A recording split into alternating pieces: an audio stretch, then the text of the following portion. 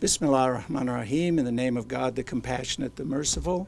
My name is Ibrahim Hooper. I'm National Communications Director for the Council on American-Islamic Relations.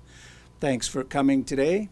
We're here, we had thought would be after the executive orders were signed, but it's now in anticipation of the executive orders being signed. But we're getting a fairly clear idea of what will be signed today and possibly tomorrow, whether it's regarding the wall with Mexico, the sanctuary cities, the Muslim ban. All of these various orders will be signed within hours or within the 24 hours. So first, to offer CAIR's perspective on this, we'll have our National Executive Director, Nihad, Nihad, Awad, A-W-A-D, who will offer CAIR's statement on these upcoming orders.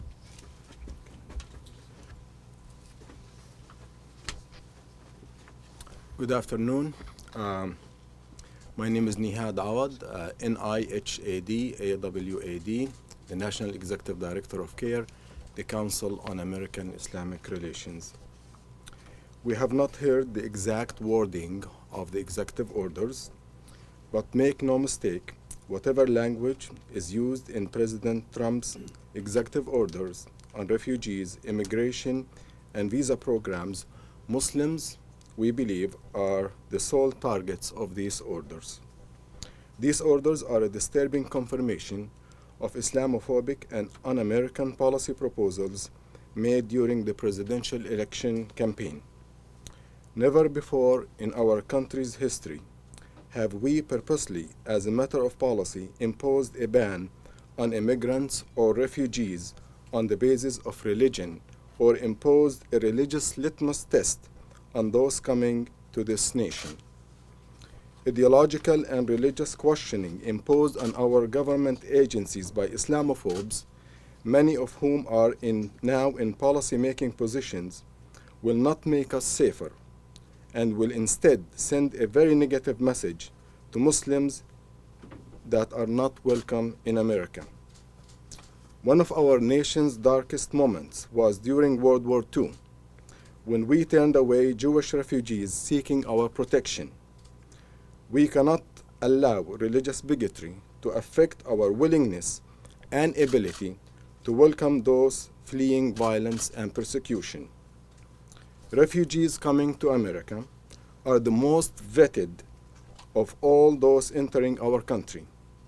They go through multiple levels of screening by multiple national security agencies before they can enter, and before they are even selected as refugees. These orders will have an adverse impact on the American Muslim community and their families trying to connect with visiting relatives from overseas or parents seeking medical treatment. The orders will tarnish our image in the Muslim world, making us seem uncaring and hard-hearted.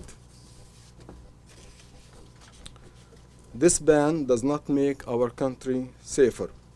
Instead, it serves to stigmatize Muslim refugees and the entire American Muslim community.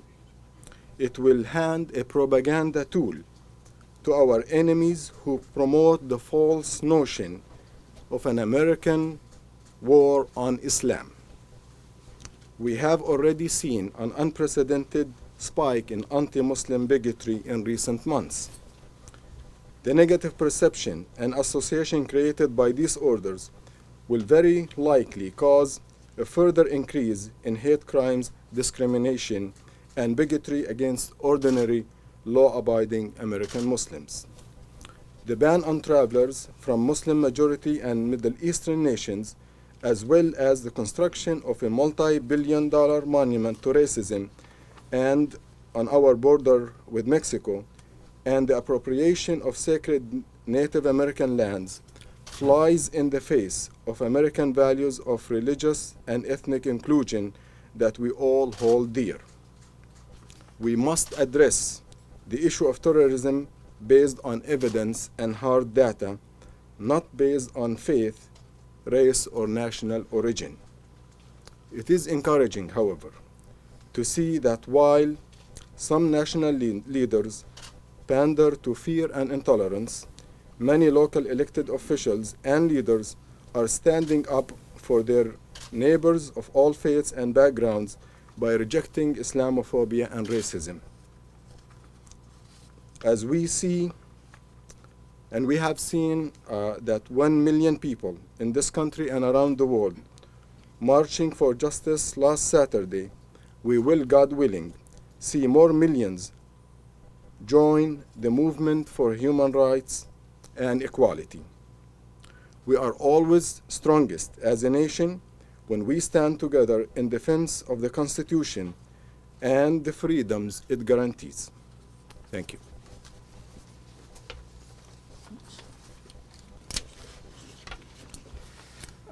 Next, we'll have Rabbi Joseph Berman, Manager of Government Affairs and Grassroots Advocacy at Jewish Voice for Peace. Oh, excuse me. I am here today in this room and in this country and alive because on one side of my family got out of Nazi Germany in the 30s and came here as refugees. On the other side of my family, my grandparents were Holocaust survivors and went through Auschwitz and then came here as refugees. And that is why I am here today. There are many who did not make it into this country and who died as a result.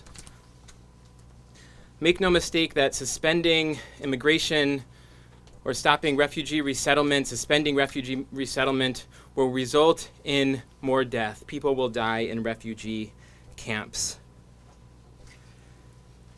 The orders that are being signed today and that we might see in the coming days claim to be for the purposes of national security. Make no mistake, in reality they are racist, anti-Muslim, and anti-Arab attacks on people in this country and around the world. And they go against the most basic of human values. It says in the Torah, in the Jewish Bible, love your neighbor as yourself, ve'ahavta l'reacha kamocha. And that is about seeing the basic dignity and worth in every single human being. This applies to our neighbors who live next door to us. This applies to the neighboring countries on our borders. And this applies to our neighbors around the world, in other countries who are in refugee camps. We have an obligation to look out for our neighbor. Building walls and putting forward racist and anti-immigrant and anti-Muslim policies that are supposed to put up barriers will not make us safer. They will make us less human because they take away the humanity, the basic humanity of our fellow human beings, of our neighbors, and thereby degrade our own humanity. Is an affront to us, is an affront to all human beings, and it is an affront to God. People of conscience everywhere must resist these actions and fight back on these racist attacks.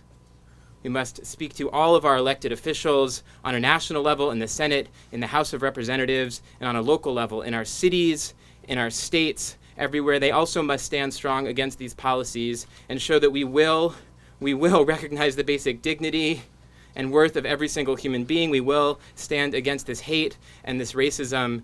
And the most important thing that I want all of my Muslim and Arab and immigrant sisters and brothers to know is that I and many other people of faith and Jews, Jewish communities around this country will stand with you and fight back. Thank you.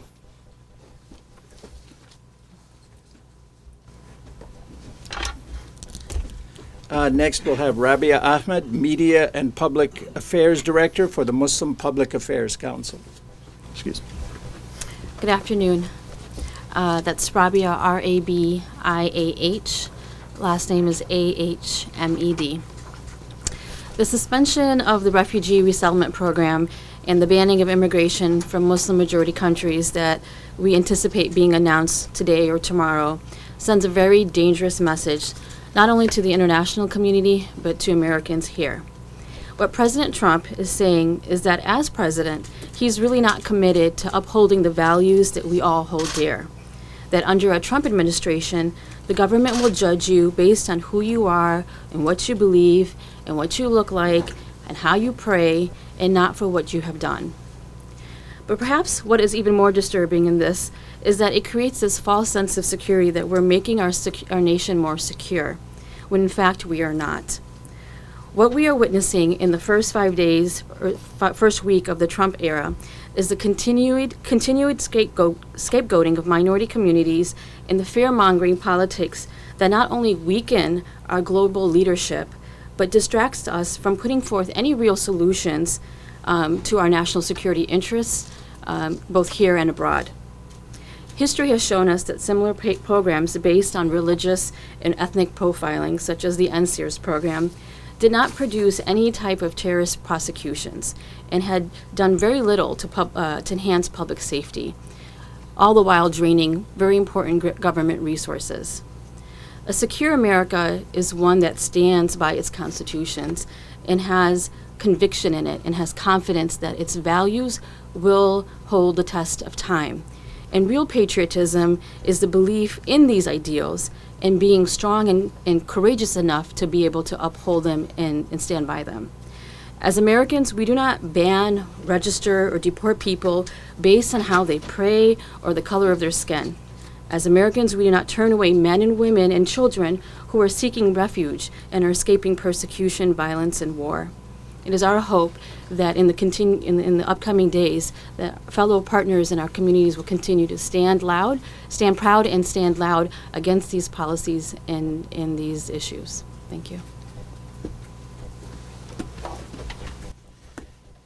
And finally, we'll have Reverend Stephen Martin, who is Director of Communications for the National Council of Churches. Hi again, my name is Reverend Stephen D. Martin. That's S-T-E-V-E-N, D as in dog, Martin, M-A-R-T-I-N. If you put that all together, you'll learn that my name really is Steve Martin. So I really feel kind of an obligation to be a little candid here. I've been aware of the rising tide of Islamophobia for a number of years, probably before a lot of people were paying attention to it. And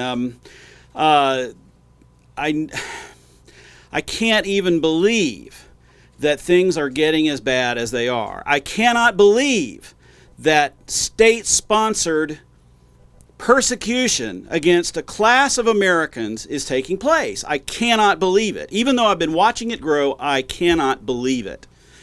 Every day I wake up, and I've had a bad habit over the years of having my alarm clock set to the news so I could learn what's going on in the morning. Every single morning, I dread waking up because of what I'm going to hear as that clock goes off, as I feel an obligation to stay in tune with what's happening.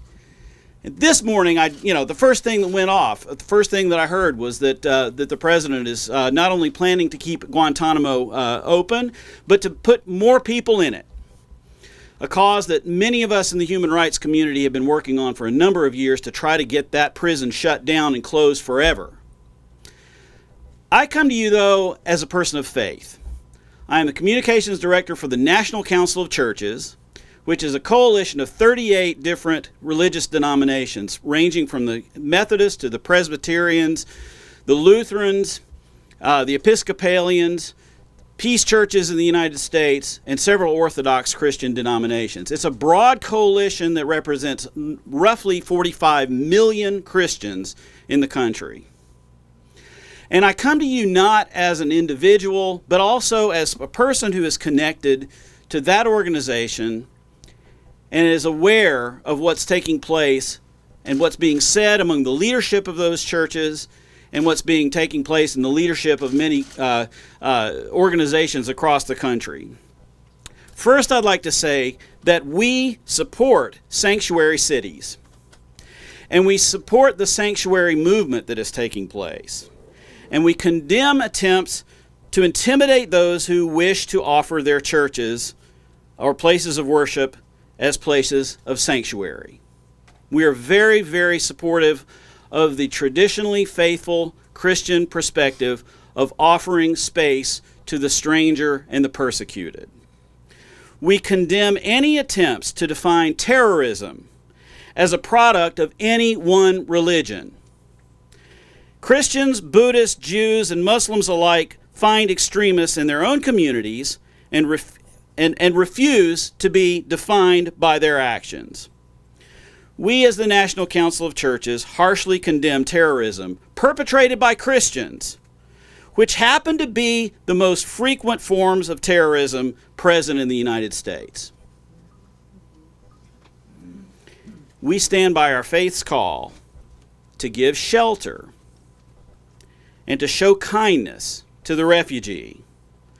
As the founders of our faith, we're also refugees. If you read the Bible, and you read through all of the characters in the Hebrew Scriptures and the Christian New Testament, you'll find that nearly every significant person was an immigrant or a refugee. And so therefore, to separate ourselves somehow from the experience of the refugee and the immigrant is to commit an act of unfaithfulness, pure and simple. And we explicitly condemn any attempts to place a religious test upon refugees attempting to build their new lives in the United States. This is a big, big deal. And as Christian people who are profoundly connected through our scriptures to the experience of the refugee and the immigrant, today's a day for action. Thank you. All right. We'll take a few questions and then go into one-on-one. Yep. Dr. Awad, if you could come to the microphones, please. In addition to the orders that are on the way, there's also some talk among some of Trump's religious supporters of having the Muslim Brotherhood declared a terrorist organization. What's your response to that, please? We have not seen that order being signed yet, but again, it is going to be another indication that this administration is sowing division and making it difficult for us to connect with the Muslim world and to live up to our ideals of inclusion and democratic values. Mainstream Islamic movements who have been part and parcel of the democratic process, who believe in democracy, believe in elections, and have been serving in many governments in in Middle Eastern and Muslim countries and have won elections, to ban them based on ideological reasonings is nothing short but shooting ourselves in the foot as the biggest democracy or the strongest democracy in the world. And we believe that we've been dealing with the bill in the Senate sponsored by Senator Cruz that would do the same thing. And we believe it has little to do with national security or terrorism. It really has to do with marginalizing the American Muslim community in kind of a two-step process where you designate the Muslim Brotherhood and then you use that designation to attack all the mainstream American Muslim organizations and leaders that Islamophobes have falsely labeled as linked to the Muslim Brotherhood. So that's what we believe is the real intent of this. Yeah. For Awad, do Syrian refugees or any other refugees affected by this executive order have a right to come to the United States? Well, I think under international law, refugees do have certain rights. Well, I'm not an international law expert, but I think under international law, refugees have rights beyond what normal immigrants would have, but maybe he can speak to that as well. Well, I have a few points on that. Number one, we are a nation of immigrants. That's very, very important. We cannot deny who we are as a nation. We have been welcoming, and we chose today this statement that inscribed on the Statue of Liberty as the statement that we live by as Americans. This is what made this nation so great, so secure, so strong, so respected and admired around the world. It is not a matter of legality. It is a matter of morality. And there is a big difference. You know, if you want to play it by law, yes, slavery was legal. It was wrong. Preventing women from voting in America was legal. It was wrong. And preventing refugees, thousands of them, was a policy by certain administrations. It was wrong. One example I was reading about last night, and I have seen it in many documentaries, is the ocean liner St. Louis that had almost 900 Jewish refugees coming to America. And they were denied entry. Why? Because of so-called national security. They were suspected of being spies under the so-called notion of national security. More than a quarter of these people died in the Holocaust. We look back in shame at that era. So let's not repeat it. Syrian refugees are fleeing from ISIS and the dictatorial regime. And as I said in my statement, they are the most vetted refugees. It takes almost 2 years of hard vetting. What do we need more? I believe it has nothing with national security. It has to do a lot with prejudice and with campaign slogans that are becoming now policies. Any other questions?